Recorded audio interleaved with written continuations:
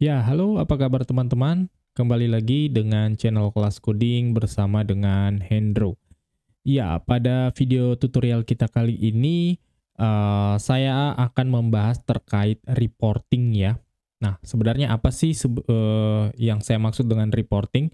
Jadi background-nya seperti ini. Jadi biasanya kan kalau kita membangun sebuah aplikasi, ya apalagi kalau aplikasi itu terhubung dengan database, atau aplikasi yang berhubungan dengan apa ya, transaksi misalnya, e-commerce misalnya kayak gitu, biasanya kan ujung-ujungnya kita akan menggenerate report gitu ya. Kemudian reports-nya itu misalnya akan kita sajikan dalam bentuk PDF file, Excel, CSV, atau mungkin ada apa ya, grafik-grafik gitu ya, pie chart, bar chart, dan lain-lain.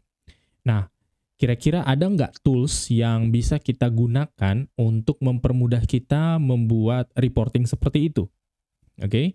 Kemudian bagaimana kalau misalnya akan kita integrasikan ke dalam aplikasi kita, misalnya aplikasi yang berbasis Java seperti itu. Oke. Nah, itu yang akan kita bahas pada video kita kali ini. Oke, langsung saja saksikan video kita berikut ini. Ya, jangan lupa untuk subscribe dan klik pada lonceng supaya selalu mendapatkan update informasi dari kelas coding. Baik. Nah, teman-teman kira-kira apa ya tools yang bisa kita gunakan untuk menggenerate report atau membuat report dengan mudah dan kita integrasikan dengan aplikasi berbasis Java? Ya, mungkin kalau teman-teman yang dulu pernah apa ya bekerja dengan mungkin dengan teknologi yang lain ya seperti apa .NET misalnya atau dulu ada namanya Visual apa ya, saya lupa namanya Microsoft Visual Basic dulu ya, saya masih ingat banget itu udah lama banget ya saat saya masih kuliah gitu. Itu ada yang namanya Crystal Report. Saya tahu juga Crystal Report masih ada sampai sekarang tentunya ya. Kalau nggak salah udah apa SAP gitu ya, SAP Crystal Report. Nah, itu adalah salah satu tools yang apa namanya digunakan untuk menggenerate report dan sangat mudah gitu ya, cuman drag and drop gitu dan kita bisa menggenerate berbagai jenis report. Nah, sekarang kira-kira apa yang bisa kita gunakan atau tools apa yang bisa kita gunakan dan khususnya nanti bisa kita jalankan di atas Java gitu ya, aplikasi berbasis Java. Nah, sebenarnya ada dua tools yang umumnya digunakan ya di kalangan developer Java atau aplikasi berbasis Java. Yang pertama itu ada yang namanya Jasper Report ya. Teman-teman bisa searching aja dengan Jasper Report atau Jasper Studio. Itu adalah toolsnya, library-nya namanya Jasper Report gitu ya. Nah, Jasper Studio ini adalah tools berbasis Eclipse ya. Di sini teman-teman bisa lihat Eclipse based report gitu ya. Yang akan membantu kita ya, seperti mungkin kita bisa lihat ini gambarnya mungkin kurang jelas. Tapi tools ini membantu kita untuk menggenerate report ya. Berbagai jenis report, misalnya ya mungkin tabular gitu ya, kemudian mungkin chart maksud saya, ya atau cross tab mungkin, atau visualisasi report yang lainnya. Itu sudah disupport ya oleh si Jasper Report sebagai library-nya dan Jasper Studio ini sebagai tools-nya. Dan di sini kita bisa drag and drop gitu ya, bisa drag and drop komponen-komponen reports-nya. Oke, dan tentu saja bisa kita export ya menjadi berbagai format file, misalnya PDF, CSV, JSON, XML, dan lain-lain. Dan data source-nya ya atau sumber data yang bisa kita hubungkan dengan si Jaspersoft Studio ini itu berbagai macam ya. Bisa terhubung ke dalam tabel ya, ke dalam database maksud saya ya.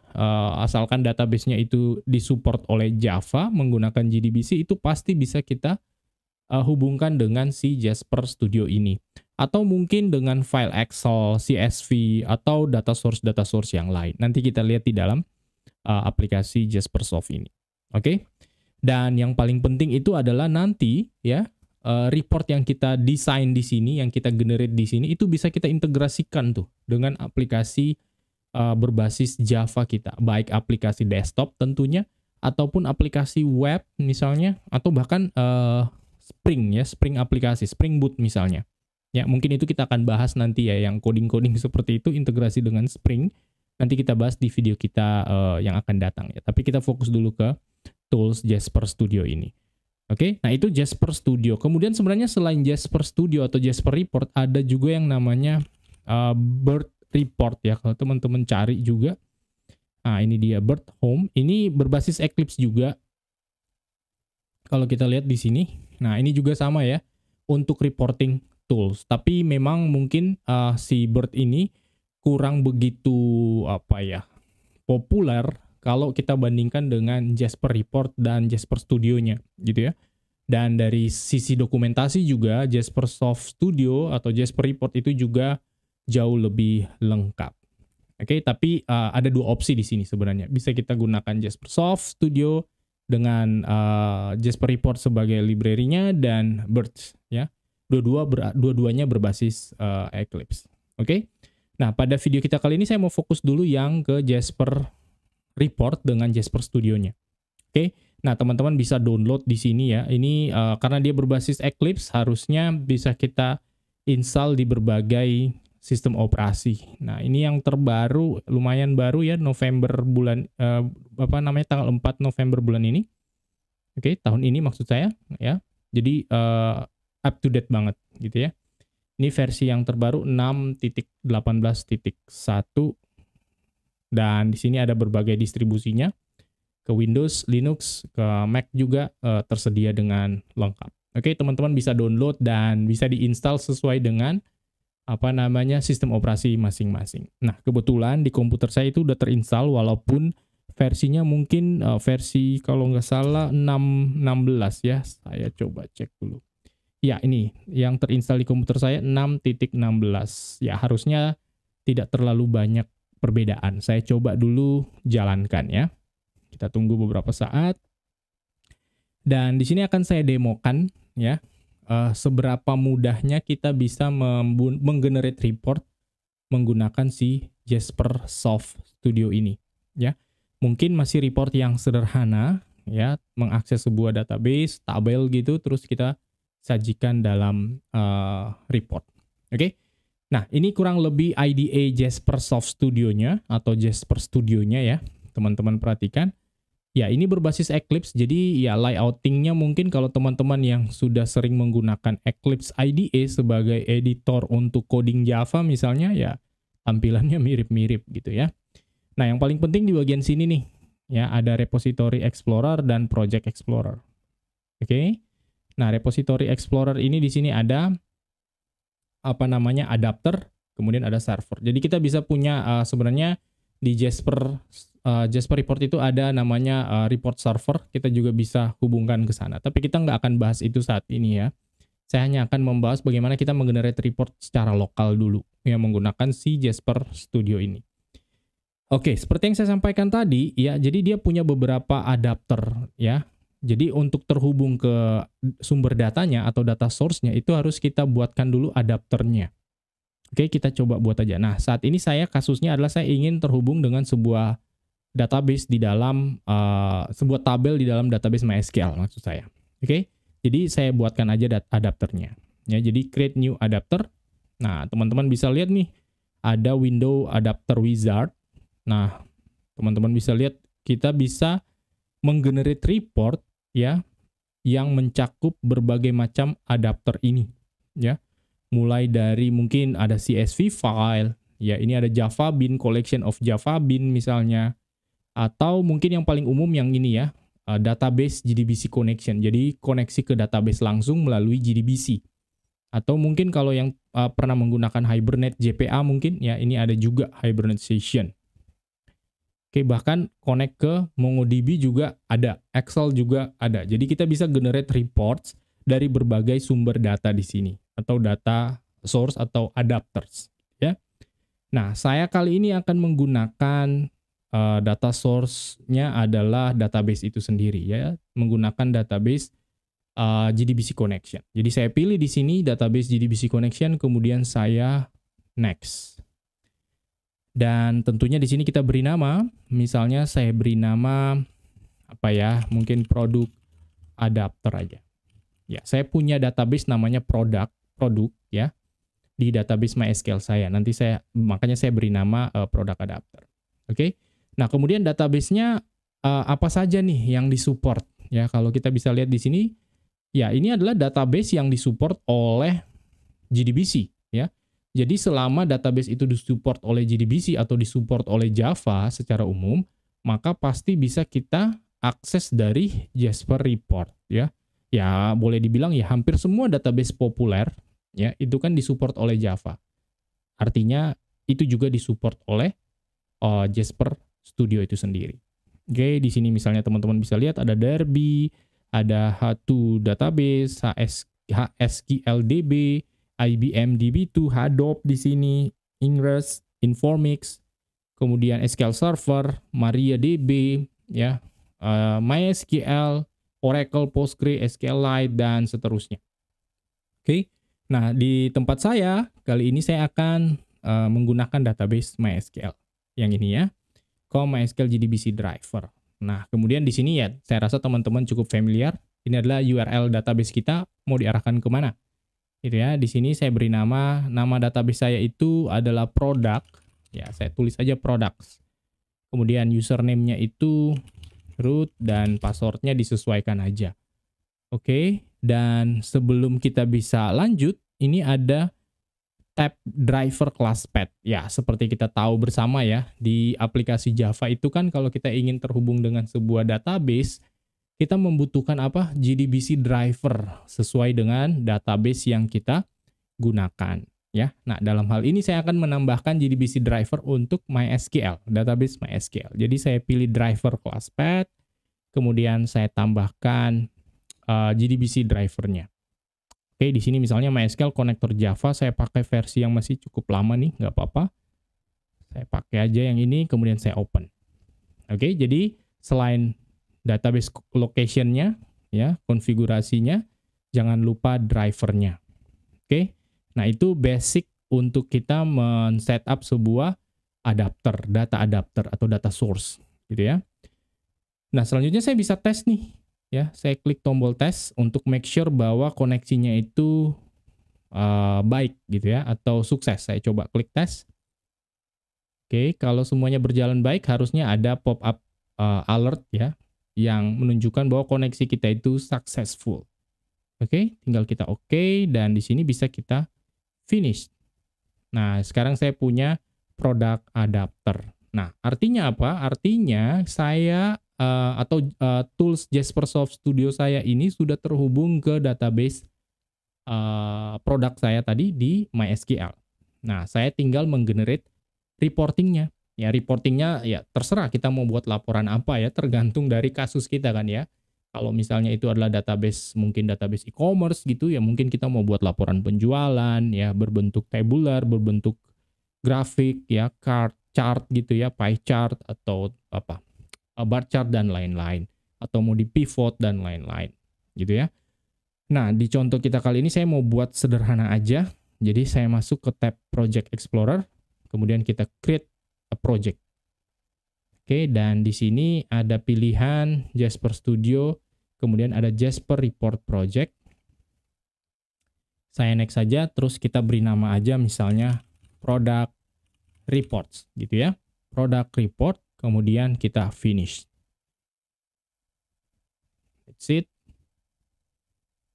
Oke, dan selanjutnya tinggal kita buat, ini kayak project-nya gitu ya. Nah, sekarang kita bisa membuat sebuah project sebuah report di dalam project ini.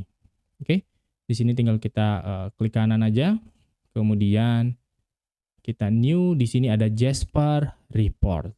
Oke, dan dari sini kita bisa menggunakan report wizard dengan templates-nya.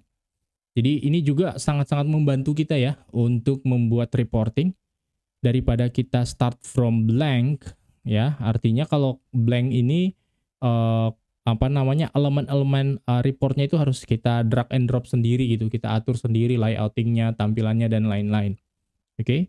Nah, atau menggunakan templates yang sudah ada. Di sini udah cukup banyak templates-nya, bisa tinggal kita gunakan. Ya, kalau saya sendiri biasanya saya akan menggunakan templates yang sudah ada, kemudian nanti tinggal dimodifikasi nanti tampilannya gitu ya. Tapi kalau mungkin teman-teman pingin yang lebih lebih custom, spesifik banget dengan kebutuhannya, ya mungkin teman-teman bisa pakai yang blank, disesuaikan aja.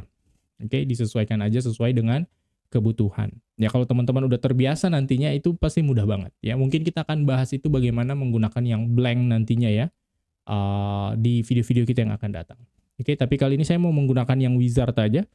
Jadi saya mau pakai mungkin salah satu aja simple blue kali ya. This one.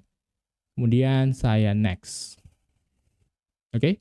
Terus di sini nama report JRX filenya nanti itu berakhiran JRXML. Ya, jadi file reportingnya itu berbentuk XML file nantinya. Ya, kita beri nama aja misalnya product list aja, gitu ya. Kemudian saya next. Oke, dan di sini kita pilih adapter. Nah, ini adalah adapter atau data source yang barusan tadi kita buat. Saya pakai yang product adapter. Oke, artinya saya mau membuat report yang terhubung dengan database produk tadi. Nah, teman-teman bisa lihat di sini saya langsung bisa mengakses database saya. Nah, kebetulan database saya itu namanya tadi produk. Di sini kita lihat dan harusnya saya punya satu tabel namanya table product. Oke. Nah, sebenarnya saya bisa query langsung di sini. Saya tulis segini ya. Select all from tbl product kayak gitu ya. Boleh-boleh saja.